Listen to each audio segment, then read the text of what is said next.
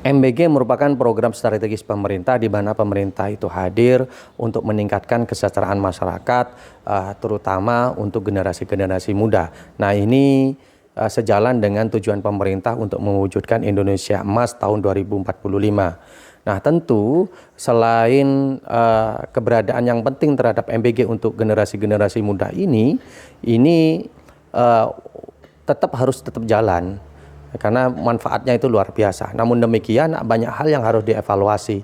Di antaranya adalah pertama, tentu pemerintah harus melakukan evaluasi terhadap anggaran yang besar di mana terjadi dugaan korupsi dan pemborosan yang diakibatkan oleh tata kelola yang kurang benar.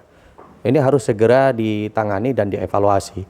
Kemudian yang kedua, terkait insentif yang diterima oleh masing-masing SPBG tentu harus dievaluasi, di mana harusnya penerimaan insentif oleh SPBG itu harus disesuaikan dengan jumlah siswa penerimaan manfaat. Begitu pula apabila siswa ini libur sekolah, maka juga harus disesuaikan sehingga pemborosan APBN itu tidak terjadi.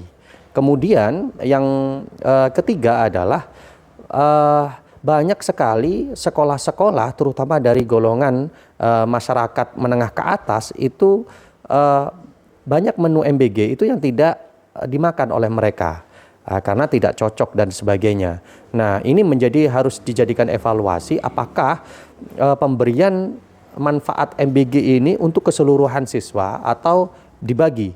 Nah, kalau misalkan itu dipandang bahwasanya untuk sekolah-sekolah yang dengan ekonomi yang tinggi itu dipandang tidak perlu untuk menerima manfaat MBG, maka sebaiknya dalam proses evaluasinya adalah pemerintah menentukan untuk sekolah-sekolah dengan ekonomi yang tinggi ini lewat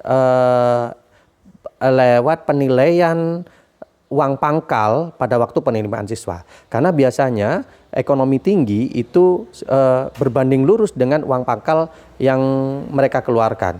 Nah, sehingga dengan uang pangkal yang tinggi, otomatis mereka adalah orang-orang yang mampu.